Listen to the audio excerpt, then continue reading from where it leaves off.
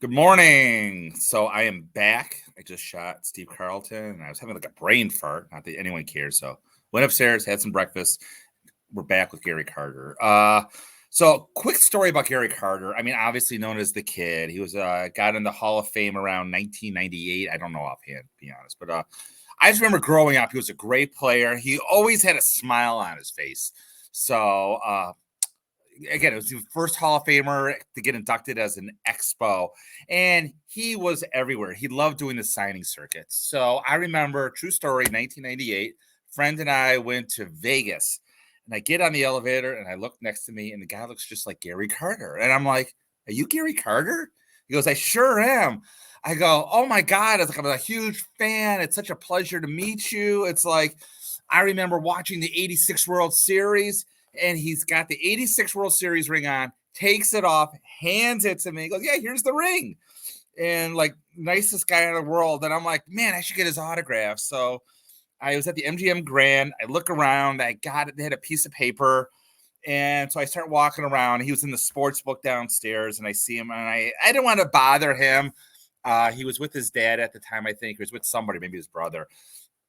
And I go, "Mr. Carter, I'm sorry to bother you, but I would love an autograph." He goes, "Oh, no problem." And he was a very philanthropic person. I remember reading about even then. So I gave him, like, I handed him a $20. And I said, "Listen, I know you have a foundation. Here's $20 for your foundation." And he was like so appreciative. And he signed this autograph for me. This is not on my photo bucket, but it says, "Best of luck. God bless always, Gary Carter." And he was a very religious man. So my friend and I went gambling. I'm assuming he stayed at the sports book. I don't know. So we head back up. And guess who's on the elevator next to us coming back up? Gary Carter. That's right. I mean, pure coincidence. I promise I wasn't stalking him. And the story gets even more crazy. So we're talking on the way up. I'm walking to my room, and I had probably a disposable camera with me. I don't know. And guess who's staying in the room right next to me?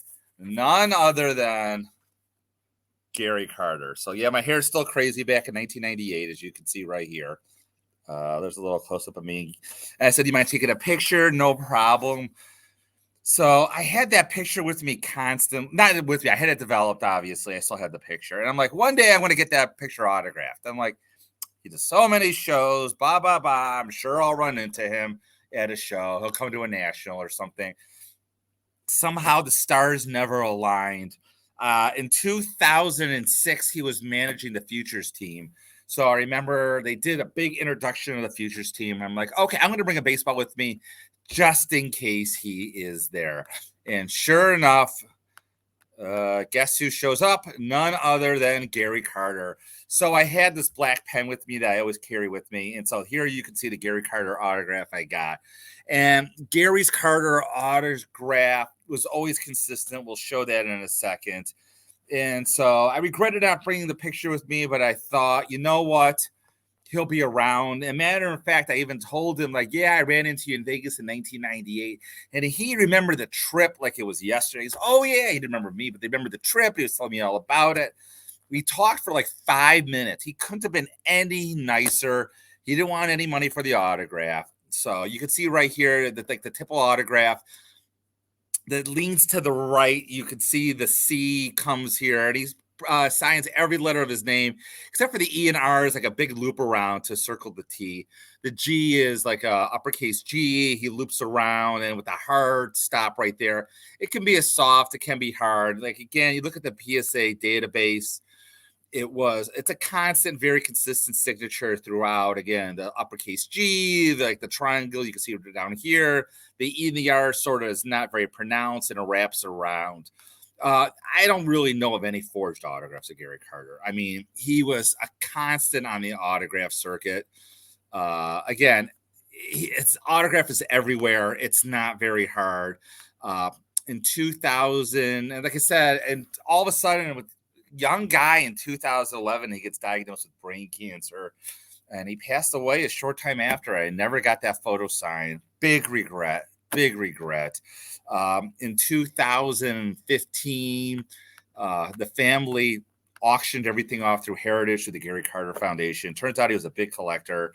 And so checks are out there. Like, you name it, it's out there. It's not an expensive autograph. Matter of fact, I went out to eBay And like right here is this beautiful autograph, Short Sports, who I'm sure he's signed with. I'm sure it's good. A nice HOF Hall of Fame inscription. Starting bid's $100, and I bet you it'll sell for. You can get this for $100 if you wanted, because he said he signed ton. Just a really nice guy. I was really sad. He again, you should see no shakiness his autograph. Once he got sick, I didn't see his autograph. I don't know if you could see. Hold on, let me go back again. Show that autograph again right here. So again, this is the $100 autograph. I'm sure you can get today. It's in eBay. Not rare at all. So just a big regret that I never got my photo signed. So I still have it here. Still regret not getting it signed. I do have a couple of his autographs, even when I ran into him. So that's about it with Gary Carter. So I shot 4 videos this morning. Next one is Alexander Cartwright, considered the founder of baseball. So now that's debated today, but still, you would think it'd be a tough autograph. We'll get to Alexander Cartwright next time. So anyways, as always, keep collecting.